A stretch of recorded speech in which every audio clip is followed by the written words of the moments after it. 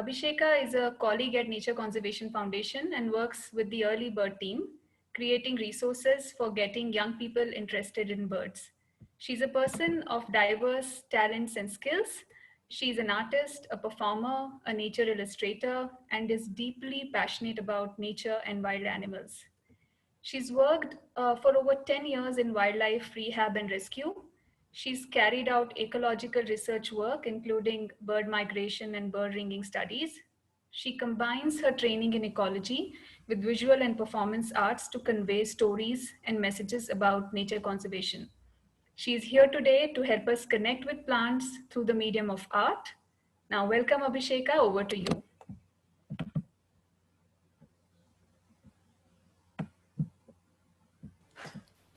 Hi, everyone. Uh, so wonderful to see so many of you here on a weekday, on a working day. Hope you're all safe. I just want to let you know that I've kept the content and the activities for this session a bit simple because there are lots of kids joining and beginners. So those who have already have enough knowledge about plants or art, please excuse, but your knowledge might be useful for us. During the question and answer session, you could help me answer queries. Yeah. So yes, let's begin.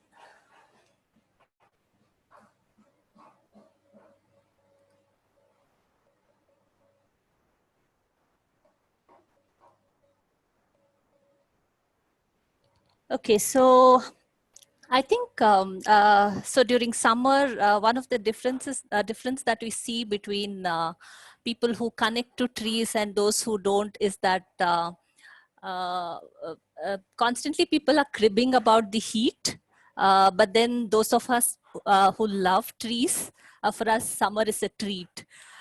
Because from Feb onwards, all the way till May, are those months when trees put out their very best looks.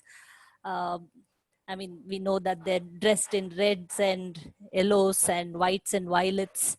So if you see some of the native Indian trees here, like the red silk cotton tree on top left, or the Indian coral tree on the bottom left, and then the flame of the forest on the bottom right.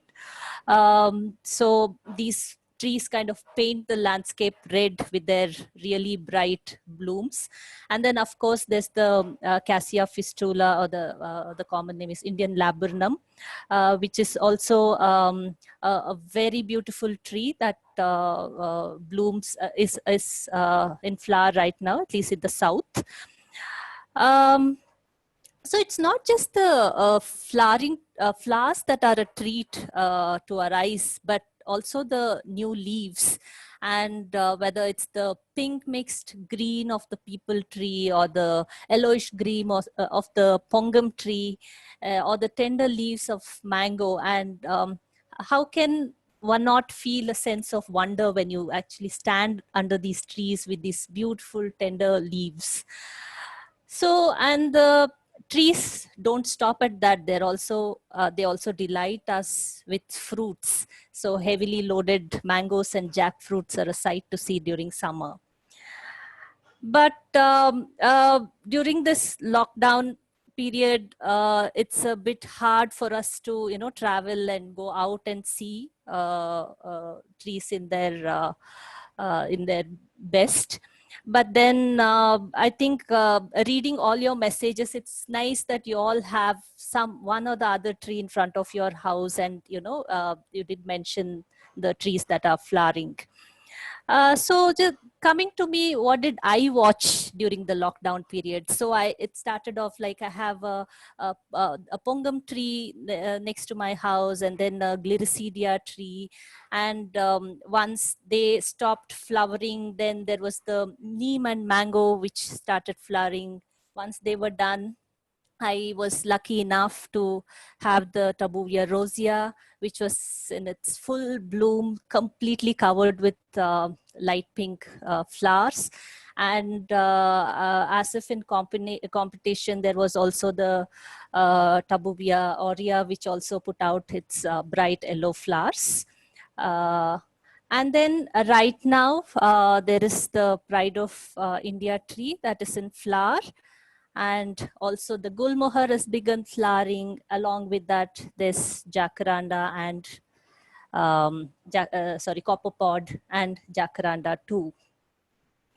Now, these are some of the trees I've been able to see. So what is nice about about the lockdown period for me is, so these are trees around me and I would see them in art, but but I think because we go out often to work or travel, I didn't have a chance to observe them every day. But it's been so nice that since last 1 month, I've been able to observe these trees every day and see the way they've changed, for example, just to see a flame of the forest tree put out its flowers, and then once the flowers fell, there were pods, and then the parakeets coming to feed on these pods, and now the entire tree is like it's filled with leaves. So just to see this transformation of a tree has been really exciting.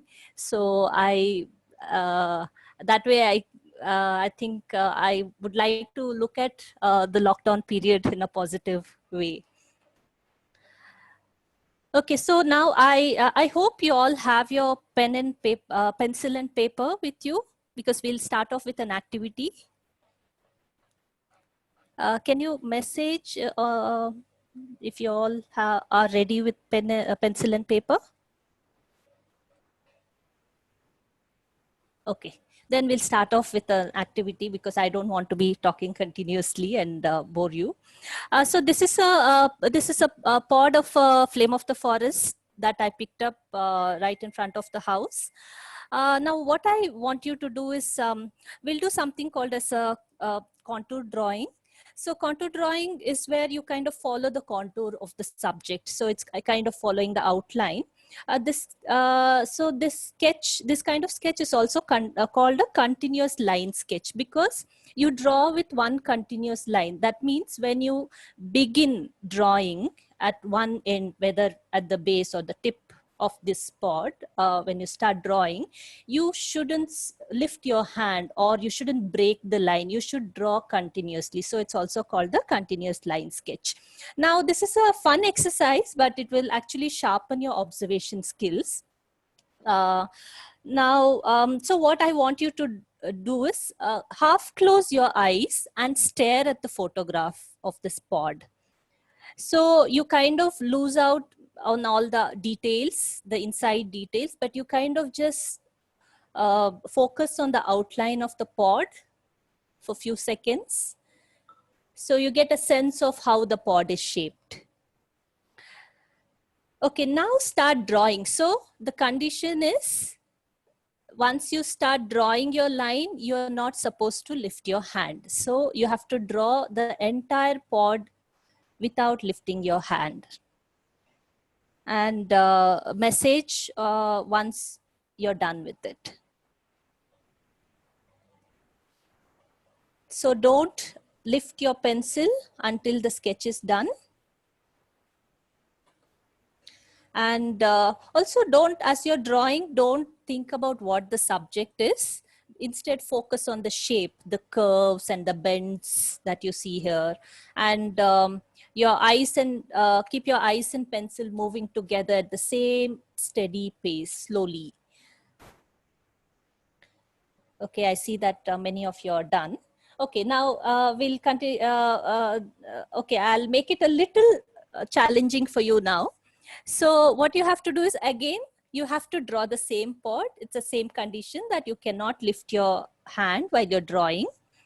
But the second condition is that you're not even supposed to look at your paper. So you have to draw this pod only looking at the photograph. Your eyes should be just focused on the screen. You're not supposed to look at your paper or lift your hand. Yeah, so start doing it. So your hand has to, your hand should guess what the pencil line looks like on the paper, but not your eyes. And don't worry how your the drawing looks, because no one expects contour sketches to be identifiable. So don't worry what comes out on your paper.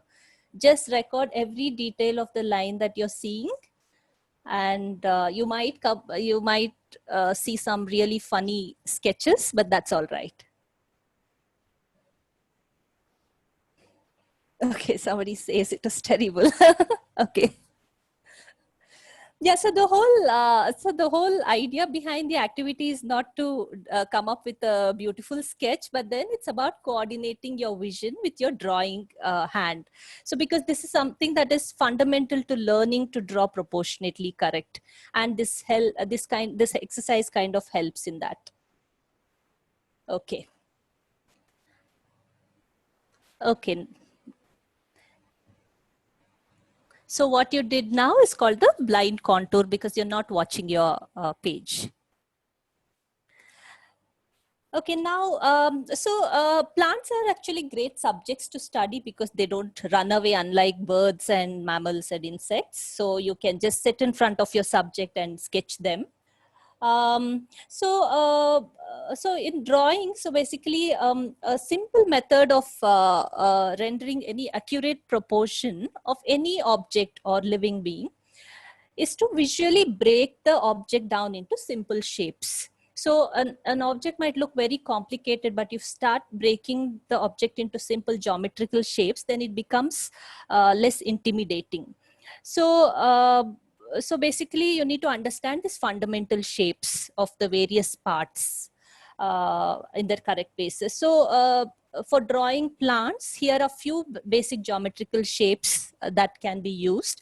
So for example, the circle or the sphere that can be used to draw as a basic shape to draw fruits. And then there's the cone or the cup shape that can be relevant to draw flowers. And the cylinder is useful to draw branches. So keep in mind, these are some very basic shapes that you can use to draw plants. Okay, now let's start looking at a plant let's start looking at different parts of a plant. Now coming to leaves, there are leaves come in all kinds of shapes and sizes, as you see here. Not a single leaf is similar to each other. Now even the thickness and texture of the leaf differs. Now broadly we can classify leaves into simple and compound leaves. So here, so if you see the almond leaf or the fig leaf here, or the Butea monosperma leaf, they're all simple leaves. Also if you take leaves such as mango or guava, because here the blade is completely undivided, so these are all simple leaves. Then the one on the left is the jacaranda leaf. This is a compound leaf. Here the blade is divided and it's into small leaflets. So all these are small leaflets. So this entire thing is a leaf, and these are leaflets. Now, many times people find it difficult to identify plants if there are no flowers in them. So just looking at the leaves of plants, which are almost similar, might be a bit confusing. So drawing that way kind of helps resolve this problem to a great extent, because when you draw, you observe the leaf with such detail that you will not miss noticing the subtle differences between closely related species. So let us look at some leaves in detail and keep drawing along. Now, yeah, try to copy these drawings. So this is a leaf of a custard apple. Now, if you notice this leaf, it has a smooth edge. So there are many leaves which have these smooth edges. Now, if you look at this leaf, it's a hibiscus leaf.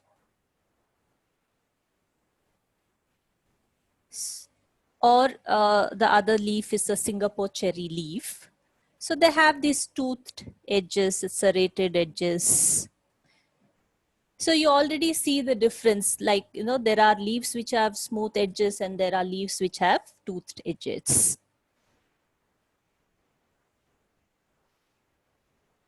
And keep copying these drawings so that you get used to looking at them in detail.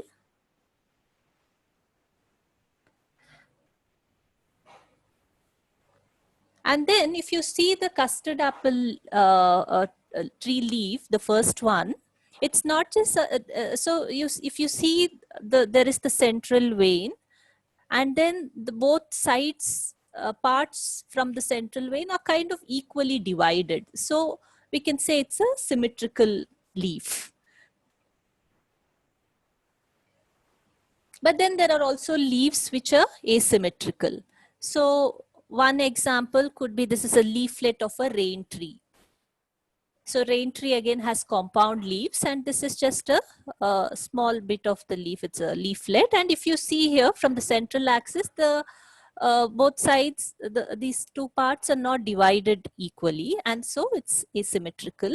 Another example could be neem. Yes, somebody mentioned neem. Yes, neem is asymmetrical. So this is a leaflet of a neem. But it could also be that, you know, the leaflet could be asymmetrical, but the entire leaf could be symmetrical, because there might be equal leaves on both sides. So something like this. So we have here drawn a small part of the neem leaf, and it is asymmetrical.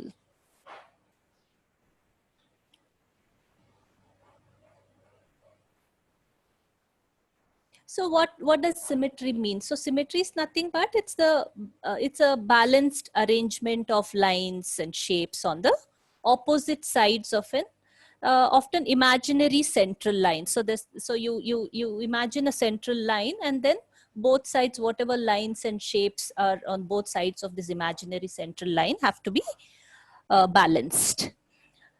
So can I move on? Have you all done with this slide? Okay. Okay, now let's another activity to understand symmetry. So what I want you to do is draw a rectangle, and then divide the rectangle equally in between, so that you have two equal parts. So draw a line running down the center of the rectangle, dividing it into two equal rectangles. Now copy this leaf. You don't have to copy the grid here, but just copy the outline of the leaf, the half of the leaf.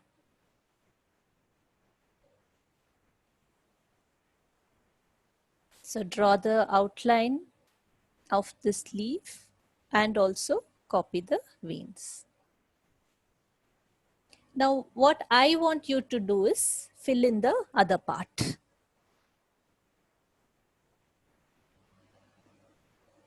So it has to be symmetrical, the way you fill in the other part of the leaf.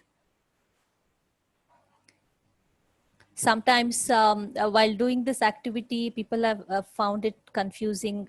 They find drawing the veins confusing on the opposite side.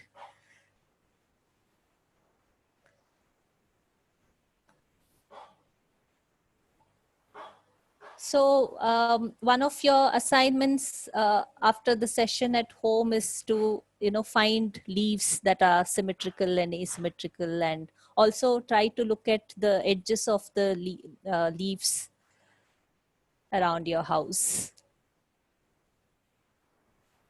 Okay, shall we move on?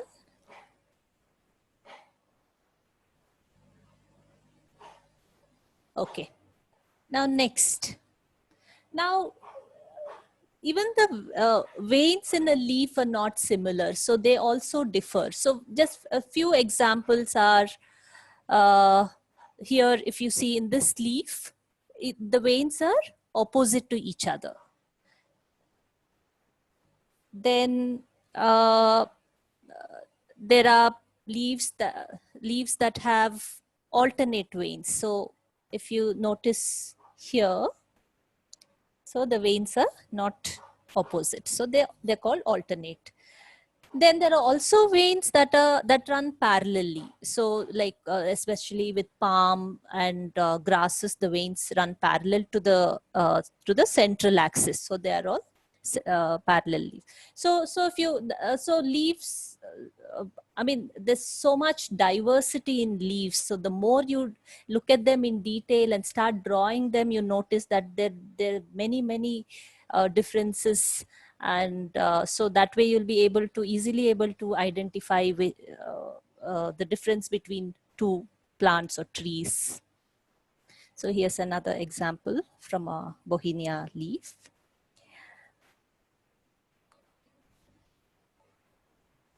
Next, so we have looked at some of the leaves. Yeah, and your assignment, as I said again, is to just look at leaves in the plants that you have, the ones that you've grown or around your house, and start drawing them, and you'll start noticing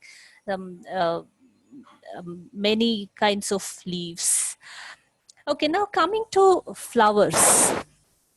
Now, who doesn't get attracted to flowers? If we do, then the animals also do. So that is the whole purpose of flowers, to attract, but not us really, but the pollinators. If in case the flowers were just brownish green as the surrounding vegetation, spotting them would have been very difficult. So in order to attract pollinators, the trees advertise themselves through the flowers, and the flowers advertise themselves. Their pollen has to be advertised, so they find many ways to advertise themselves. Also, they have to compete with against each other to gain the attention of the pollinators.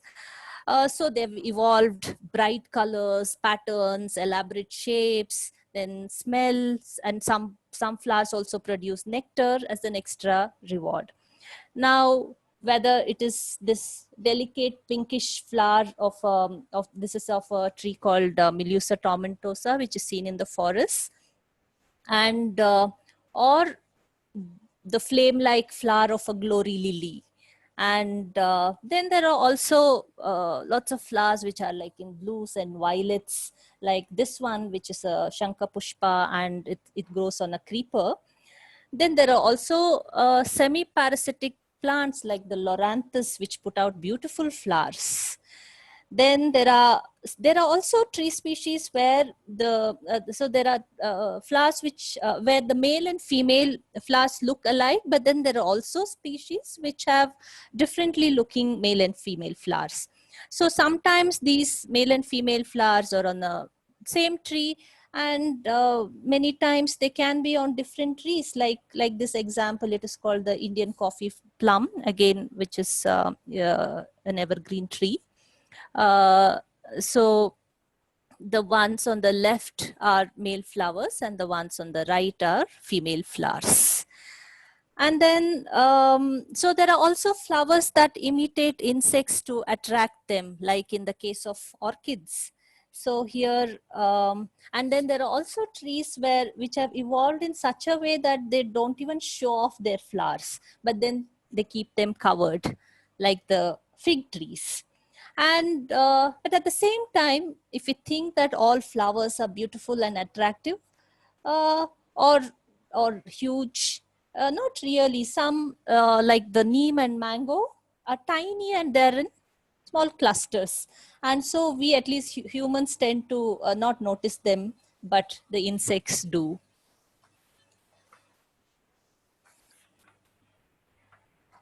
Now, we know that plants cannot move, and so they have to find someone to help them with their reproductive process, and somebody who can carry the pollen from one flower and deposit it in the female reproductive part of another flower.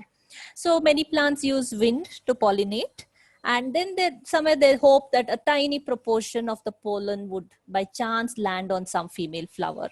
But most of the time, a lot of pollen here goes for a waste, and then it might just land on the ground or another plant species. So So that's one of the reason why many plants put out these attractive flowers to attract pollinators like bees, butterflies, moth, beetles, birds, bats, and so on. Now in this illustration, this is a pumpkin creeper. So on the left you see the male flower, and the right is the female flower. So here the bees carry the pollen from the male flower, and then they go deposit it in the female flower of the same creeper or other creepers in the vicinity, and that's how the plant gets pollinated. Now coming to the figs, like I said, figs don't even show off their flowers. So basically the fig that we see is not even a fruit. It's actually like a hollow ball whose entire inner surface is lined with tiny flowers that will never see the daylight. Now, fig flowers once were also open, out in the open like many other trees. But then over the years, figs have developed a kind of codependence with fig wasps to such an extent that they excluded all other pollinator species from their flowers. So this eventually led the flowers to turn into like a fruit-like body and hid the blooms away. Now, the unique adaptation of the figs is that every species of fig has its own pollinator, which means that every one of the, say, 750 plus ficus species in the world is pollinated by its by one or more tiny wasp species, and which can only feed and breed in their fig partner flowers. So this is another unique adaptation that trees have evolved. Now coming to how to draw a flower. So again, get your pencil and paper ready. Let's go through step-by-step process of drawing a simple flower. So we'll draw a flower of a Singapore cherry tree, which is again, most often we don't notice it because it's so tiny. So first, here the basic shape of the flower is a circle. So draw a circle, and then just mark the petals. So sometimes these flowers have 5 or 6 petals. Then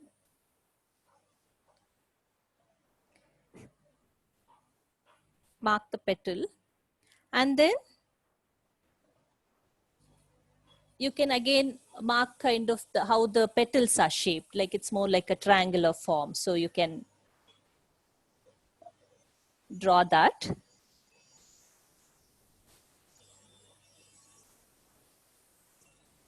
And then you can actually draw the petals, like articulating the edges of each petal. So at this stage, if you want, you can erase your basic forms, the basic shapes. So instead of just directly drawing a flower, this is a very nice way to make sure that, you know, the form is correct. So once you're done with this, you can add more details like the pollen in the center. And then also some sepals.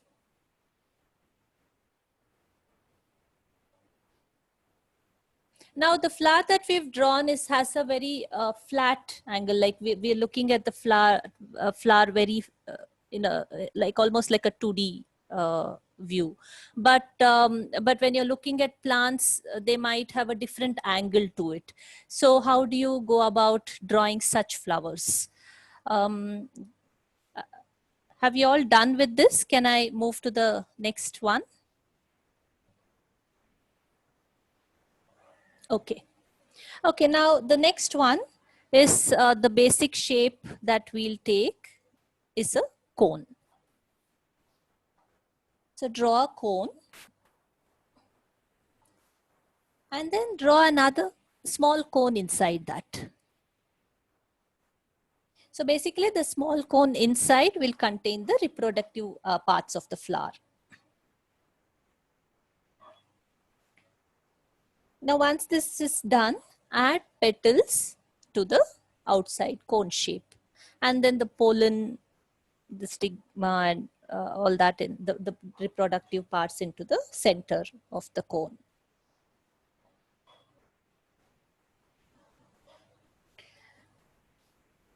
So then you can add other details such as the sepals and the stalk. And so wasn't this a very easy way of drawing flowers?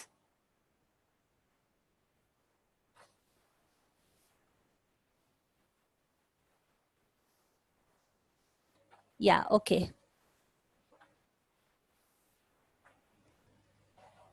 We'll move on to the, oh, you want to replay the cone. Okay, let me go back to it once. Yeah, starting from here.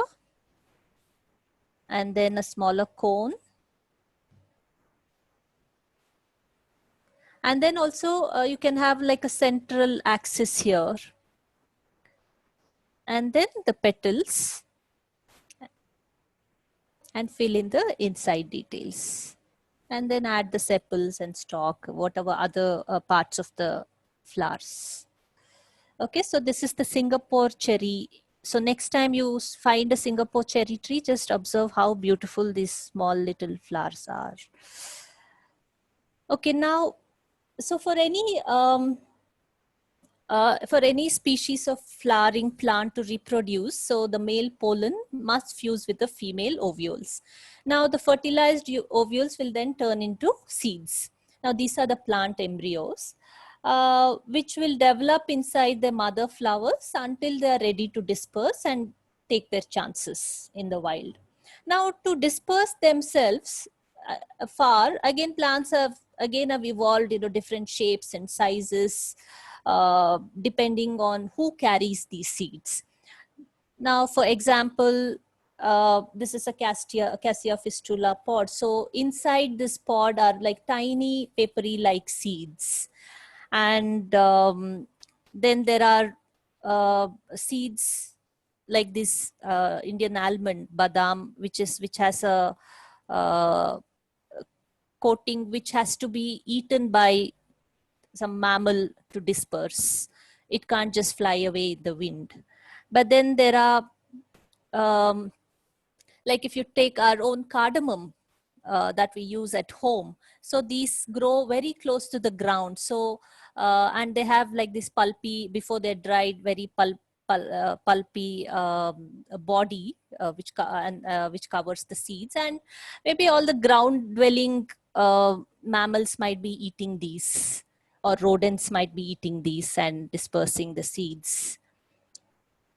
Then we have the jacaranda, which has a very a strong pod outside, the covering outside like a shell, but inside these shell are these very papery, thin seeds which just flow in the wind. So these are dispersed by wind.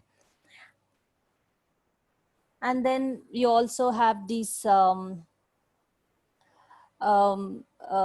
we call it honne in Kannada. It's the Indian kino or the Malabar kino. So these also, when they are, this is a painting of a dried up seed, but when they are fresh, they are also very papery, and they kind of move away in the wind. So each of these seeds are designed to disperse in different ways. And so for animals like birds and mammals, if they have to disperse the seeds, then the plant also will have to design and develop its seed in such a way that it has some kind of a fleshy covering that is edible for these animals, and it has to taste good. So this includes vegetables that we eat or fruits that we eat. So we saw the pumpkin pollination earlier, the creeper, the flowers. And then once the fertilization takes place, then we get like a baby pumpkin and then a big pumpkin that we can consume. Now, sometimes if you look at the cashew that we consume, so here the seed is not inside the fruiting body, but it's attached outside. So so there are many ways of dispersing seeds. And we've also seen a lot of trees put out really very bright, uh, like the fig trees sometimes have this very bright fruits, which birds get attracted. So when they go and defecate elsewhere, the seed gets dispersed. Okay, so now let's try drawing a fruit. Again, here the basic shape is the circle. Now draw this overlapping. So we'll draw a bunch of Singapore cherry fruits. Now draw these circles, and here if you notice that two of the circles are overlapping.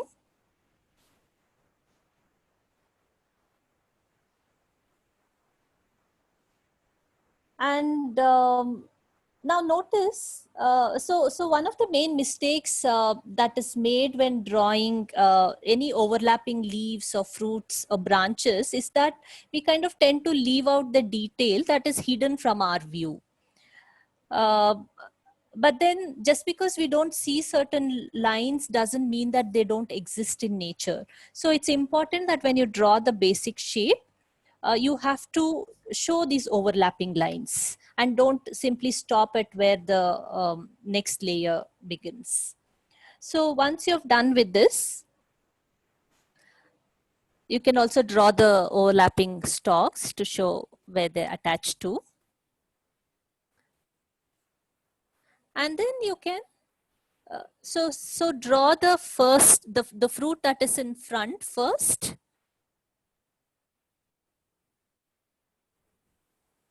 So the fruit that you see in front is what you draw first.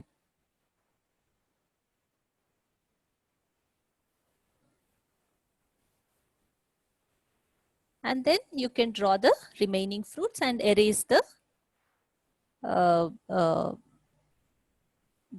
lines that you've drawn before.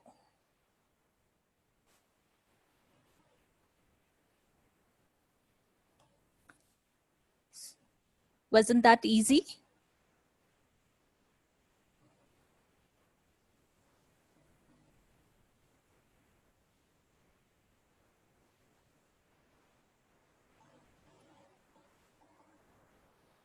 Okay, so next time, again after this session, I would want you to when you look at a tree, just don't look at it as like a tree with beautiful flowers, but also try and notice the shape, color, and size of the fruits also, and try and guess, like you know, not just trees but even small plants. When you look at their fruits, just try to guess like who must be pollinating them, or which animal must be dispersing their seeds.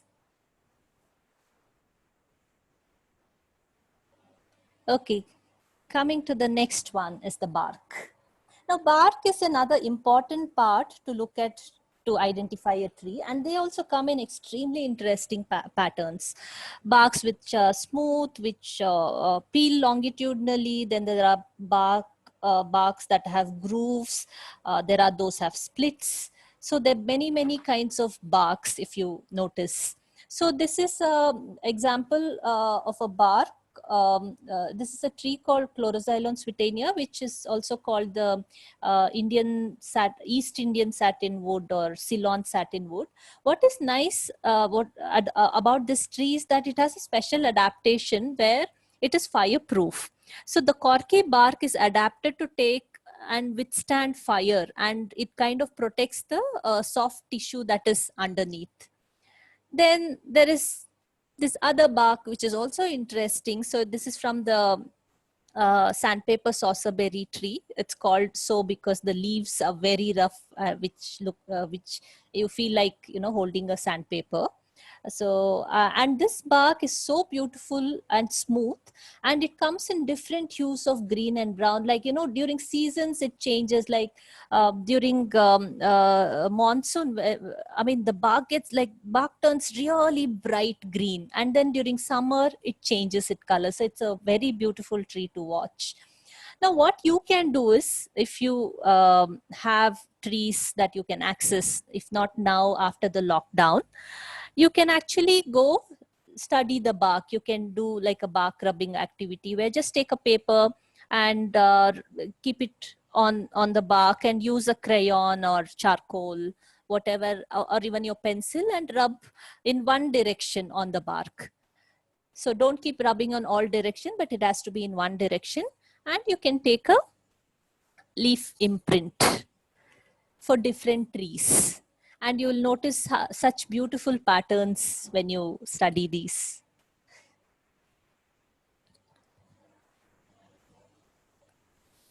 Okay, coming to the next one, if you want to draw a tree. Say you have a tree in front of your house, and how do you go about it? In very simple steps. So first of all, just draw the central axis. And like kind of get a overall form, like whether it's circular, is the tree circular in shape, or is it triangular in shape, or inverted triangle. So just get the form and draw a bit and represent some of the branches there, very lightly. And then you can add in the details. Once you fix your basic shape, then you can add in the branches. You can just, scratch, scribble, doodle, or also smudge using a cotton or paper stump or things like that.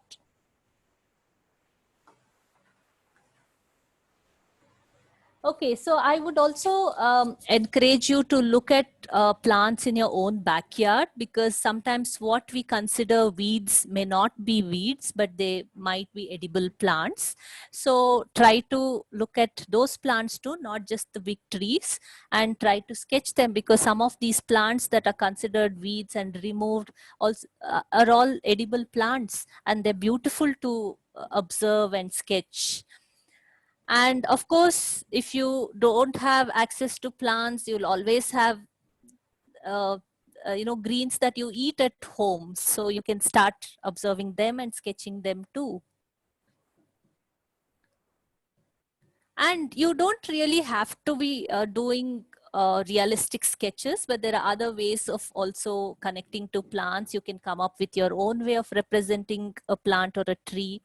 And if you see the ones here on top right, these are just discarded pieces of wood which were smoothened with the help of a sandpaper, and then plants that were seen around the house were drawn over it. And all I did was apply a coat of varnish, and yeah, you can also turn them into fridge magnets if you just stick a magnet behind it. And here is a friend who's made this lovely artwork just using twigs and a photograph of a leaf and just a discarded gunny sack. So you don't really have to be always drawing realistic drawings. And then you can also, during the lockdown time, you could turn your wall into a beautiful tree. And again, on this wall, it's not a realistic drawing. It's just, with a lot of patterns and forms. It's a very imaginary tree. So you can draw something like that. And, or, make like a wallpaper design from the plants that you see around you. And you can, so this wall here was just done with the permanent marker pen. So you can make something like that. And you could also collect leaves and make an artwork out of it. This is a very well-known artist. Or just create art with just leaves around you. So these are done by a couple of Bangalore-based artists. It's all about just connecting to the plants. It don't have to be in the form of drawing, but if you're not comfortable with drawing, you can always work with arranging things, because here you also get a feel of, you get to touch natural materials, these leaves and pods, and you look at the colors, you look at the patterns. So that's one way of connecting to trees. And this is another Bangalore based artist who also he works with he creates art in his garden. He grows plants as form of art. And of course you can also dance. You can create a dance piece. You just go out when you're noticing trees, when you're observing trees, just look at the way they move, and the way the leaves move, the branches move, and just move the way they do and create a dance form.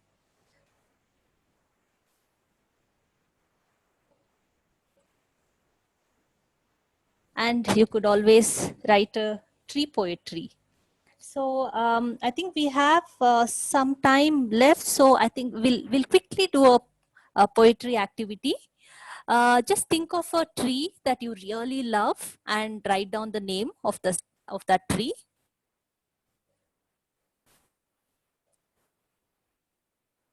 Just write down the name of the tree that really something that you really like and connect to. And then in the second line, write 2 words describing the fruits of this tree. Just 2 words, anything about the fruit in just 2 words. Since you connect to this tree, you should be knowing the fruits and flowers of this tree quite well. So just write 2 words describing the fruit. And then in the third line, in no more than 3 words, describe the flowers. You can write it, in a continuous sentence, or it can be just 3 different words. Whatever you feel like, just describe the flowers of this tree in 3 words.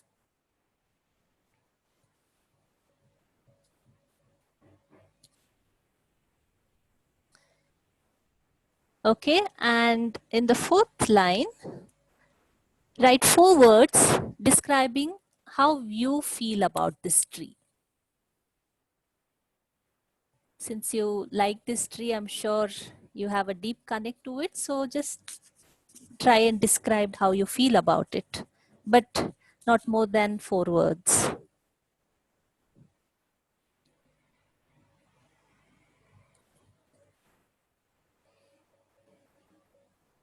Okay, for those of you who have completed this, in the last line, try and come up with your own name for this tree.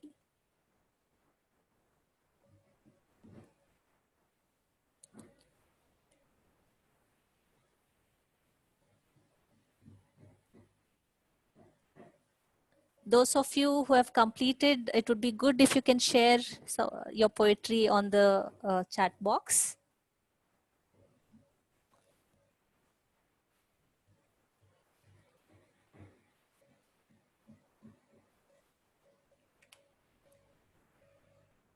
Wow.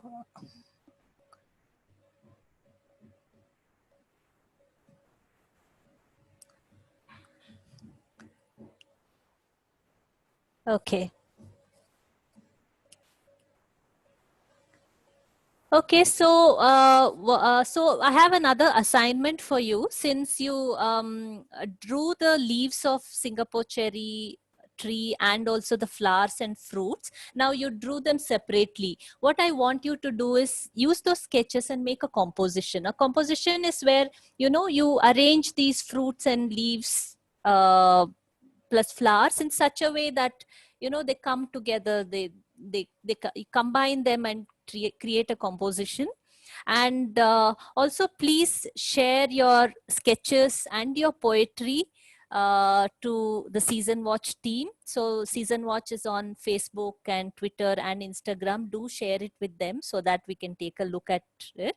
And also please visit Season Watch website, because you can there's a lot of information there about trees, and you can also start monitoring your trees and uploading observation in Season Watch. There's a download page where they have this beautiful really beautiful illustrated poster that you can download, and there are booklets about trees that you can download. And also for children, there's a bingo game that kids can play. So do take a look and yeah, share your sketches and poetry with us.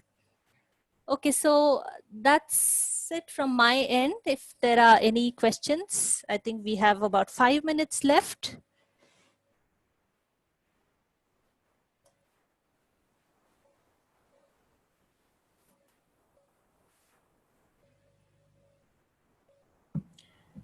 Thank you, Abhisheka. Thanks so much for a wonderful talk.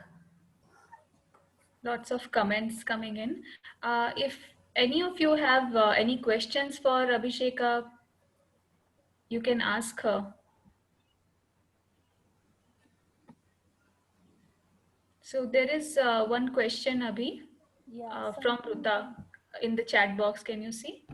I saw one about differentiating pumpkin and ridge Yeah. gourd. Yeah, yeah. No, no, they don't really look similar. There's a lot of difference between the flowers of these creepers and the leaves. The size differs. There's a slight difference in the color also. If I remember right, ridge gourd is more yellowish. Sorry, lemon yellow kind of color, but the pumpkin flowers are more towards kind of chrome yellow. So that's one of the reason I say instead of just seeing them, try to draw and try to paint them. Then you see the subtle differences between these species. Yeah.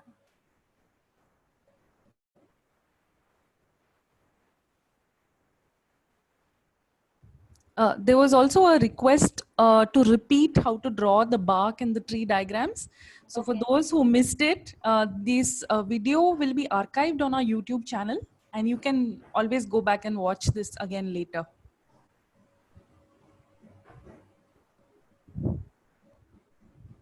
Lakshmikant is asking about a software that can be used for sketching. Abhi, do you have any suggestions? Sorry, I'm the wrong person to answer because I don't do digital drawings at all. So I'm sure there are many out there. So I think I'm sorry, I can't help with that. Okay, there's another question from Vaishnavi. How do we know what is a weed and what is not in a balcony garden? Is there a specific way to identify weeds? So there are several guides, but then most of the things that we consider weeds are actually not weeds. I don't know if Geeta and Swati would like to add to it. I guess the general notion is that anything that's not useful to people is a weed. But it could still be, if it's a native plant, a plant that is found in your region naturally, it might be, providing all kinds of other services. Like it could be helping pollinators come to the other plants in your garden. So even though you might think it's not useful, there might still be some use to those weeds.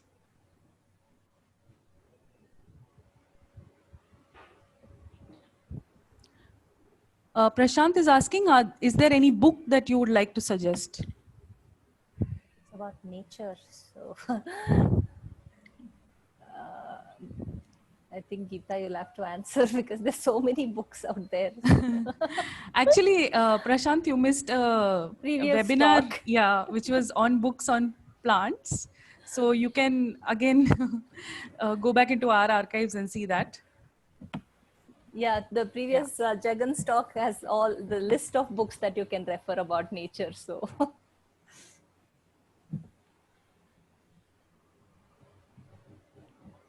I think we are running out of time. Yeah. Yeah. Okay. I think it's time to end this session then. Yeah. Yeah. Okay, thanks everyone for joining. Yes, we are looking forward to your sketches and poems. So do send us. Okay. Bye, everyone. Bye. Bye.